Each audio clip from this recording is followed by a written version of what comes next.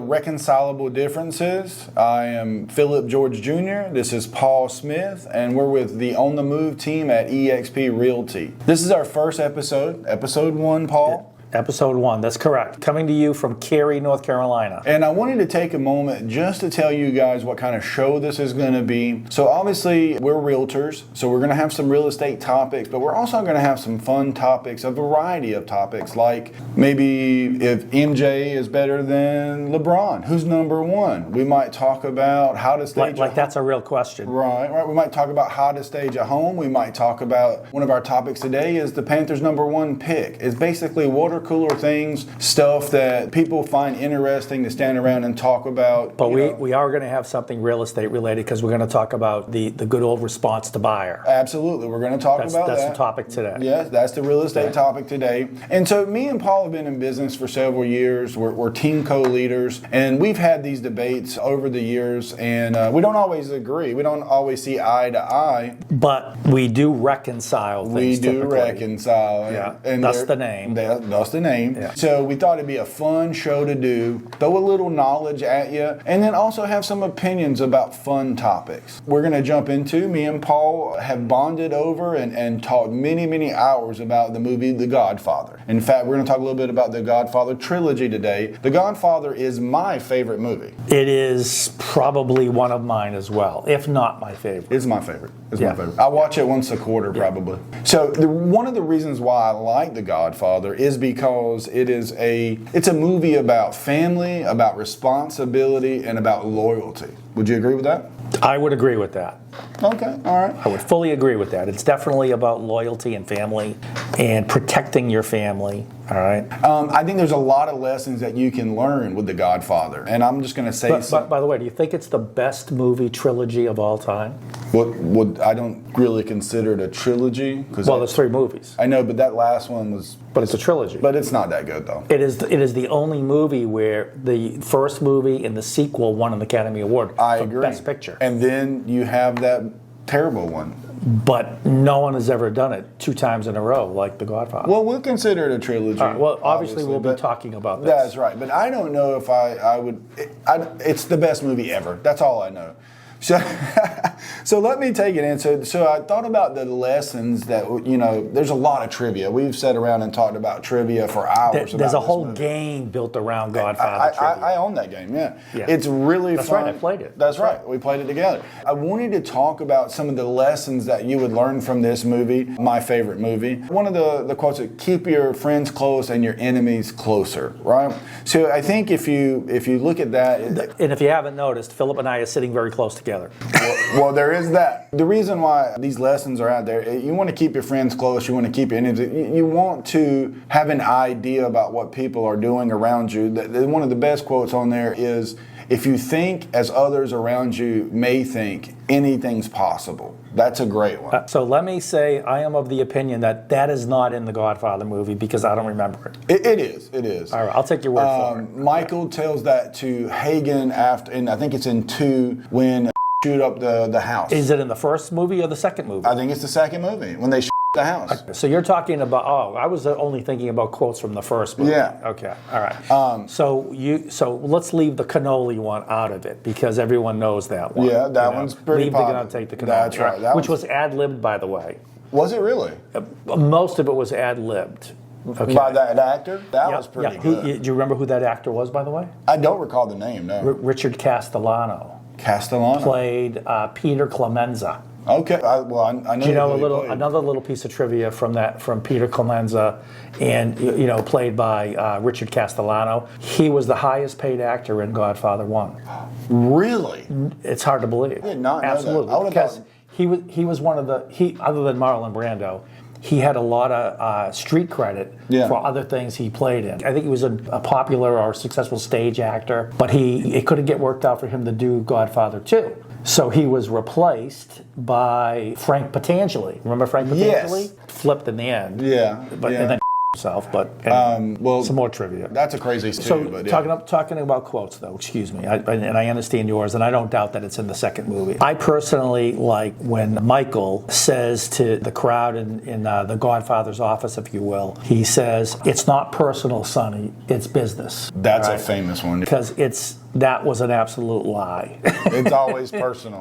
It's always personal. And the reason why I bring that up is the following. And this relates to real estate. And certainly I've come across this in my career. What is very difficult for us at times is to put the personal out of it and stick to the business. And let's face it, we get compensated for doing exactly that. It's business. We need to keep the personal out of it.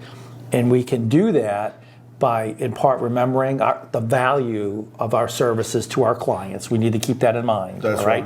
And remember what the goal is, because that's what a lot of our show is going to be about as we move forward, how we can best serve our clients. That's the bottom line. And let's face it, the better way we serve them to our full capabilities, listen, the compensation will come with it. That's right. I always say if you take care of people, the rest of it takes care of itself. That's right. There you go. Yeah. There you go. So I'm sorry. No, I think that's a great tie-in to the movie. And going back to other quotes, and business. He says that among reasonable people, problems of business can always be solved. That's a perfect example of what I was just talking about. Another quote and another lesson is never speak outside the family. The reason why I think this is important to, just in general as an opinion, is that everybody you talk to is not your friend and don't have your best interests at heart. You want to keep your circle small with your dreams, your hopes, your plans, because you want to protect yourself and your family. Does that make sense? It does make sense. In fact, we'll talk more about that when we get into the negotiation side of things. Right.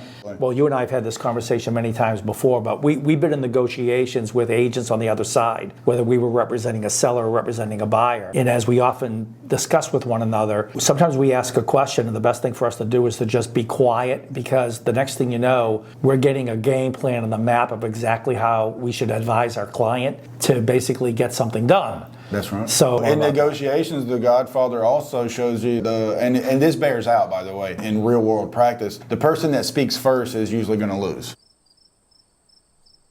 Am I supposed to be quiet the rest of this show? No, but okay, but again, yes, when a proposition is made, you got to let people make their decision, you know. So is it time to move on to our real estate topic? I got a couple more things I wanted. I love this movie, and we've talked about this a lot. So I think it's really a movie about loyalty, like I said, family, and responsibility. So this is where I want to hear what your actual favorite quote from the movie is, Paul. My actual favorite quote. Favorite quote. Oh, well, it's got to be. They start shooting in a week. I'm going to make him an offer he can't refuse. When the Godfather says, I'm going to make him an offer he can't refuse. Oh, well, that one is really famous. That's it. Right? Yeah. That's it. And in real estate, we can show you how to make an offer that the seller just can't refuse. My favorite quote is, "Are you going to come along with me in these things I must do?" It's a conversation between Michael and Hagen. In number 2, Hagen got a job offer. Michael's trying to get somebody, and it's just it means, are you with me? He's trying to get somebody? He is. He's trying to somebody that done the family wrong. Well, it's the way you put that. Yeah, he's trying to get somebody. He's trying to get somebody. But so the point that it is either you're with me or you're not with me. You're with me or you're against me, in my opinion. So that's my favorite. What's your favorite scene? My favorite scene. Oh, God. That's a tough question. What's yours? Mine is in the very first movie, Godfather, when the scene where Michael is being godfather to Connie's baby. Mm-hmm. And then, so he's standing there in a church, you know. You renounce Satan? Yes, all of that stuff. Wow, he has orchestrated the of many people. The heads of the 5 families. Yeah, the heads of the 5 families. All family business is settled today. You know, one of my favorite scenes just came to mind, and it's in Godfather 2. Okay. And, by the way, did you know that Francis Ford Coppola and the director, whose name escapes me right now, they had to fight in battle to get the supporters who gave the money for the movie to agree to go back in history, that segment. Yeah. Like how bad the movie would have been if they didn't do that. It's and get all the background. It's one of the best parts of number 2 is the old world stuff. So what came out in my head here, speaking of that, was when back in the old days, before The Godfather was really The Godfather, there was a scene when it was Fredo was sick. He had pneumonia. Right. And the Godfather was like lost because they were trying to break up the congestion in his chest with like putting a candle on his chest. And like the Godfather, he was wandering around the apartment helpless. It made me think Godfather went on. And in the first Godfather movie, he never seemed helpless, but that showed how human he was right there as a father. That's right. So anyway, that stands out as one of my favorite ones. No, I like exactly what you're saying. Like I said, there's many lessons you can learn from this movie, in my opinion. Obviously, it's dramatization, and we're not saying that you should be a criminal, but there's things that you can learn from this movie, and like I said, I just love it. It's one of my favorite movies. That's all I have to say about that. Yeah, I think it's the best trilogy, but that's just my opinion. You know, not talking about any of these others that have like 12 movies or something like that. You know, they make a new Fast and Furious movie every month. I think it's ending with 10. Yeah, that's crazy. That's crazy. Yeah, but I wasn't picking on them. But this is a great movie. Like I said, it's my favorite movie, and I think. So where are we going to go to next? Well, our next topic, and we're going to talk about something real estate related. We are. More so? That's right. This is our real estate topic of the day. It is the response to buyer's offer. Now, we do real estate here in North Carolina, so any of our real estate advice, tips, tricks, whatever we're talking about is going to be based on North Carolina real estate. So with that, so I have to say this. So you've been in real estate for how long? I'm going on 13 years. 13 years. So I've been in real estate for more than 25 years. We're going to talk about how we do it in North Carolina. That's where we're located, but some of this may relate to you as well, whatever state you're in. Getting into the response to a buyer's offer, I like it. And you use it in your business, right? Yeah. Absolutely. To me, the reason why, and I'll just lay out the options that you have on the form, which is 1, to reject the offer the buyer gave you and offer terms that the seller may find favorable. Right? That's your first option. That's the first box.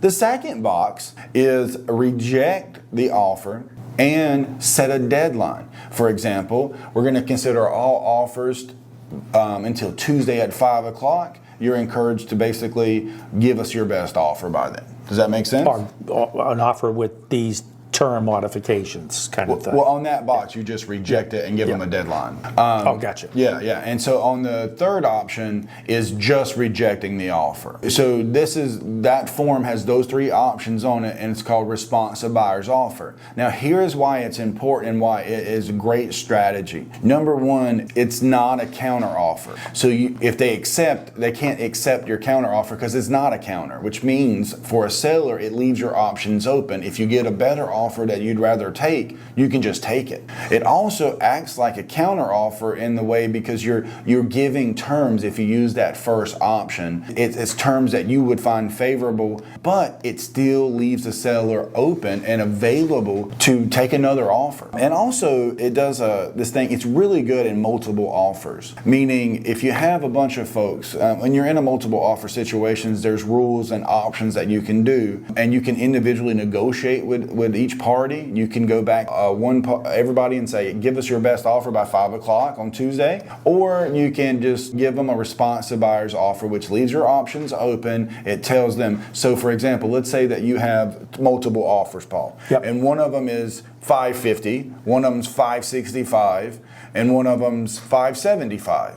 And they all have different due diligence, they all have different stuff. So you can tailor your response to buyer to each individual offer and negotiate for your seller's best interest, putting that information out there that, hey, we'd like your $575 offer, but we'd like to see that due diligence be $10,000, for example. You know, I like the fact that you termed it, give us your best offer, and you didn't say, give us your highest and best. Yeah, that's a little pet peeve, isn't it? Yeah, it is, because the best offer isn't necessarily the one with the highest money. We know that for a fact, because again, when we get into more of the completing your circles kind of thing about what information you need to learn about the seller and what terms they're going to find best, that's where it can make a difference. As it isn't always, because we've gotten many a deal and we weren't the highest bidding folks. That's right. It was something else that did it. That's right, 100%. Yeah. Due diligence. We'll talk about that. Terms as far as closing date. Rent back. Rent back. So especially during the hot market of 2021. Personal property. And then I'll tell you,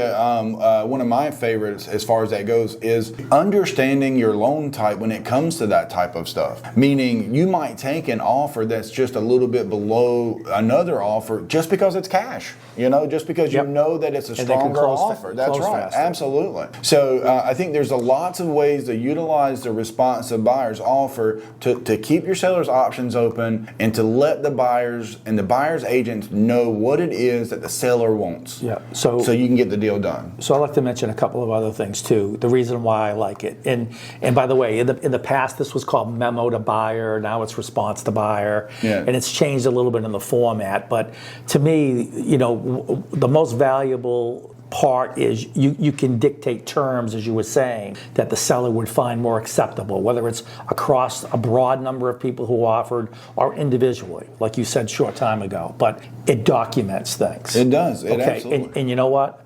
The real estate commission loves documentation. They do. They really do. All right, and it also eliminates the comeback from the agent that you may be negotiating with on the other side when it's like, but you said. Yeah. There wasn't anything said because, this wasn't over the phone. Just go back to the email, and when I sent you the response to the buyer, it's clearly dictated there. Like, we didn't say we're going to leave you the refrigerator. That's right. Kind of thing. That's right. Yeah. Just to pick on that. Well, I think we've always been told, and we have an attorney friend as well that tells us this, what is written wins, right? So what you said maybe can't prove, but you can prove what's on the paper. And there's certain terms when you talk about speaking or what was said, there's certain terms in our business that are no-nos. You don't say acceptance. Don't say the seller accepted unless you mean it. Don't say we have a deal, because people have gotten dinged for that. Yeah. And they've lost money. That's right. You're either going to get in trouble or it's going to cost you money. And this way is a great way. Using the responsive buyer keeps you out of it as well. It's very clear. Hey, this is my seller's preferred terms. And my final topic about that, or what I want to mention, is we look so much more professional to our clients if we should have to refer to information like this, but also to our fellow agents. Yeah. All right. And honestly, I think this is a difficult thing to use, though, especially in the mayhem we've been experiencing with activity. It is difficult. Yes, it can be time consuming, but you know what?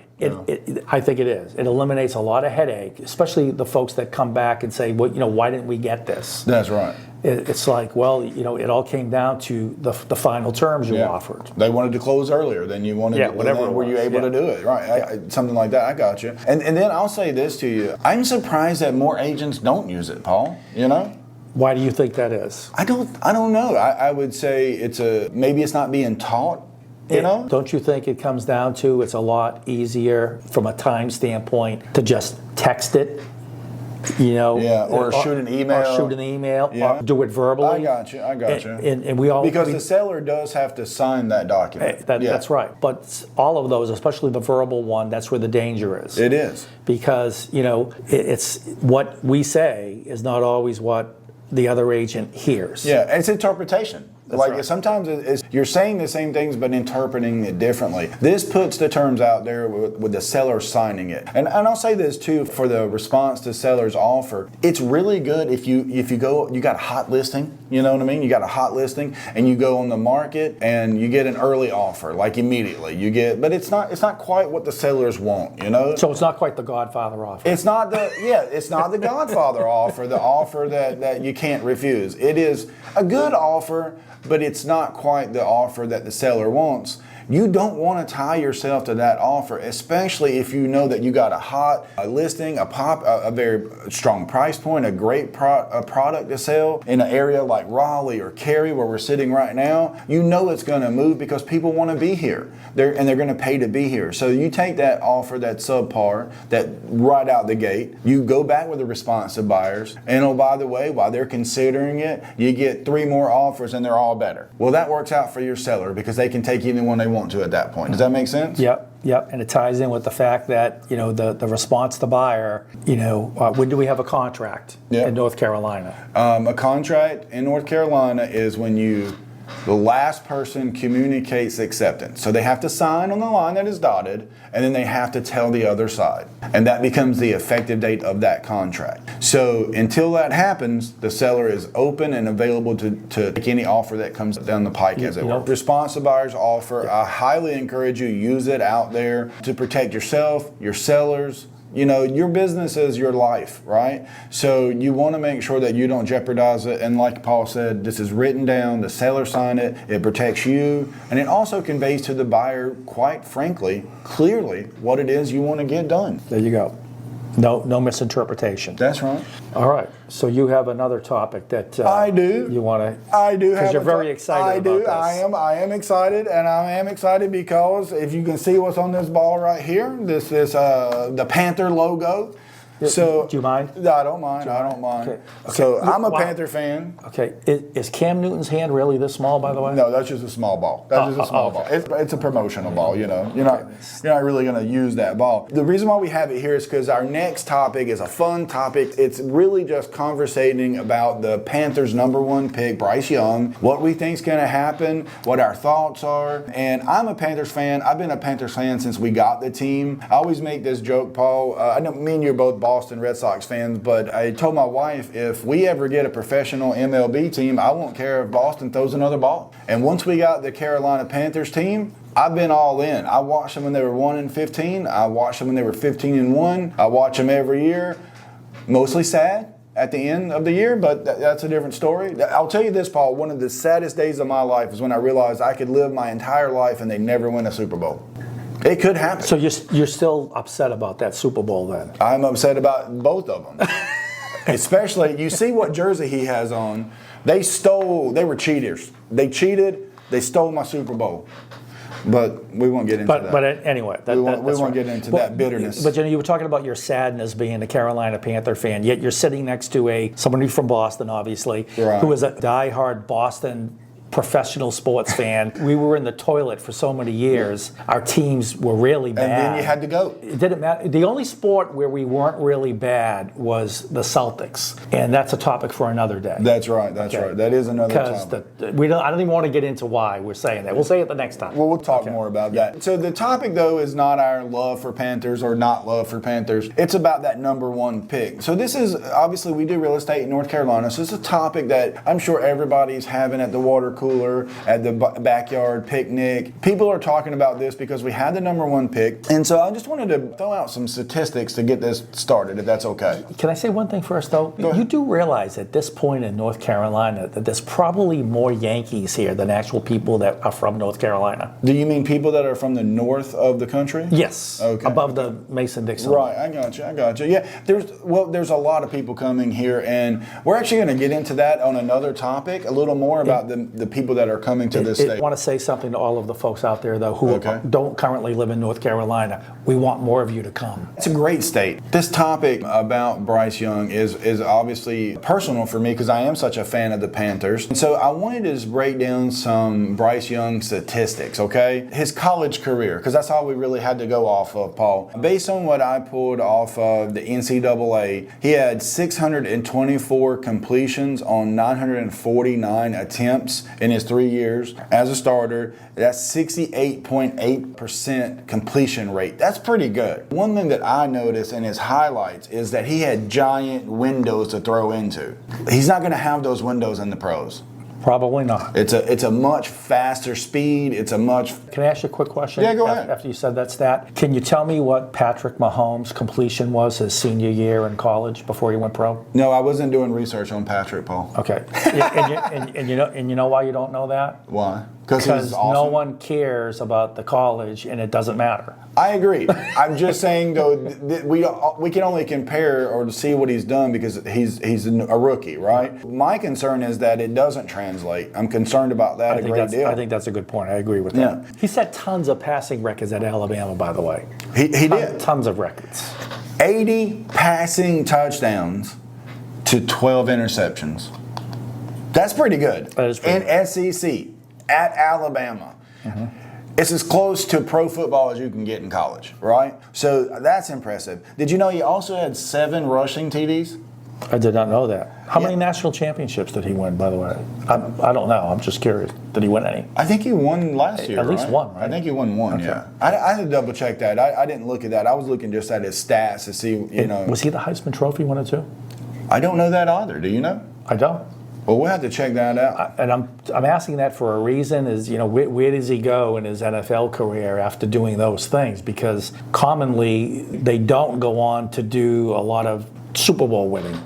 Yeah, like you're saying, Heisman Trophy. Yeah, I got what you're saying. It doesn't necessarily translate to Super Bowls. But there's always like Cam Newton got there.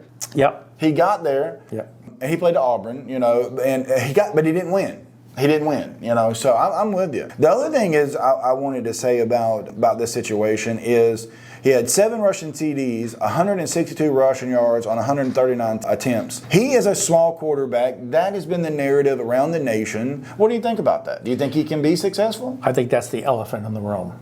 Just how is he going to... Well, in what you just mentioned is what probably deterred a lot of NFL teams from considering Bryce Young. First off, let me say, hey, I hope Bryce Young has a fantastic NFL career. I do too. I want him to be super successful, all right? Especially since he's with the Carolina Panthers, where we are. That's right, absolutely. With that being said, I think he has an uphill battle. So Bryce Young he's 5'10". Yeah, I think so. Yeah, 5'10" from the stuff that I looked at. All right.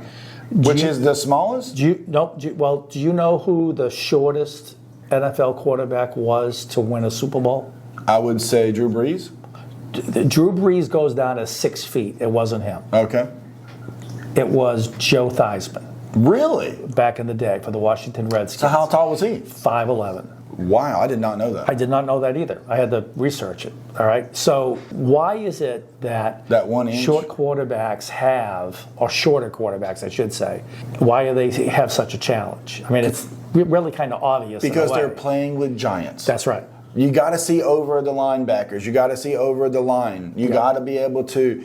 I would say, like, for Drew Brees, I know he's 6 foot, but that's not super tall. But you notice that some people would question whether that's actually accurate. Right. But he would look. I felt like he moved and looked for throwing lanes. You know what I mean? Like that's. Would you not say? And he found them. Yeah, and he found them. I mean, the second most prolific thrower, total yardage, is Drew Brees. Behind this guy. Yeah, I don't want to talk about that guy. Yeah. With that being said, but speaking of height, because that is a valuable asset if you're a quarterback, the height. So how tall? Accuracy is more important. How about Patrick Mahomes? Speaking about accuracy, how tall is he?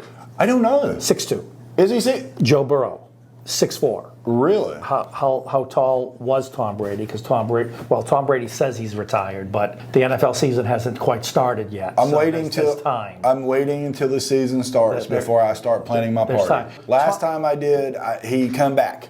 Tom Brady is 45. Tom Brady, he has won against every NFL team. No one else has done that but him. I don't think. This is going to be a topic for later, but unfortunately, I want him to play for all 32 teams. Well, unfortunately for me, as being not a fan of Tom Brady. He's 6'4", by the way. Is it really? Tom Brady, 6'4". I'm not a fan of Tom Brady, but I feel like, and we're going to talk about this in another topic, another show, but I feel like you can't even argue it anymore. Like, he's the best. He's the best quarterback. He wins all those things, leaves New England, goes to Tampa Bay in my division, conference, or it's division, right? In my division, and wins another Super Bowl. I mean, first year. I can't even right now. But going back to the height, going back to picking good talent. So Scott, the GM for the Panthers is Scott. I think it's Federer. Could be Federer. I don't know. We might have to cut that. Is this his first year? Is this his first year? No. I need to figure out how to say his name. But Scott Fitterer has been the GM since 2021. Okay. That means that he was responsible for Sam Darnold. And that was a disaster train wreck. Come on now. We got a new coach, but did they pick good talent? Can they do it? But that doesn't even come close to comparing to Josh McDaniel in Denver picking Tim Tebow. Wow. Yeah, that is epic. Yeah. That was epic. I think Tim Tebow is a great guy. I think he's a great quarterback in college. I think he's a great football player. But you got to be able to throw the ball. You got to be able to do it. I'm concerned that they haven't learned anything You know, we paid a lot of money. We gave up stuff for Sam Darnold, who was a questionably good at the Jets behind a bad line. We still had a bad line when we brought him in. Like, I just don't see how they saw Sam as the answer. I mean, he had as many interceptions as he did touchdowns. You know what I mean? It's tough. Look, by no means are we experts in this, but we're fans. Let's put it that way. Absolutely. But you know, you have the elite. You have the elite. And then you have the real, down here, the absolutely non-elite, and then you have, like we say in the real estate business, the meaty middle, right, which are the producers, but they just haven't been able to step the game up to the Super Bowl level. It's tough. Yeah. They're not easy to find. And you got to have a quarterback now. And like you got to have a quarterback. The serviceable quarterback doesn't get you anything now. The last quarterback like that I can remember was Joe Flacco winning with the Ravens. Right. He didn't lose the game for He didn't lose the game. That's right. That's right. He played well enough. They had a major rushing game. I don't think. Oh yeah. And great defense. The defense was crazy. Yeah, it was a curtain. It was crazy. But that's an old Steelers reference, the steel curtain, right? All right, yeah, I remember those days. Well, like I said, I really want Bryce Young to be everything that we need him to be. I hope he brings a Super Bowl to Carolina. He seems to be a great young man. He seems to handle himself well. Things that are coming out of training camp right now are he's in complete command of the offense already. All right, you and I probably have an appointment to go to, though. Yeah, we probably should go sell some real estate. Yeah. So this is just for fun. Thanks for joining us for our first episode. There's going to be many, many more. We want these to be informative. We're going to have some fun too. Absolutely. And because it's not all about work, let's put it that way. And if you like us and follow us and subscribe to our YouTube channel and tell us how much you like us. I like that. I like when people tell me how much they like me. I do. Enjoy your day. Good selling.